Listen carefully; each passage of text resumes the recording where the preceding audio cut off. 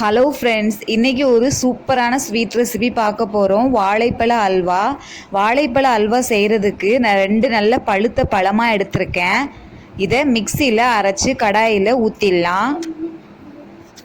ஊற்றுனதுக்கு அப்புறமா அதை கொஞ்சம் கிளறலாம்.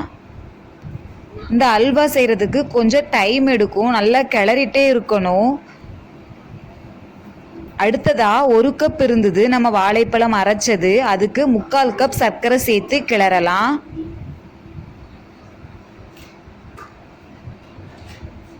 கிளறிட்டே இருக்கும்போது இடையில கொஞ்சம் கொஞ்சமாக நெய் சேர்த்து கிளறலாம்.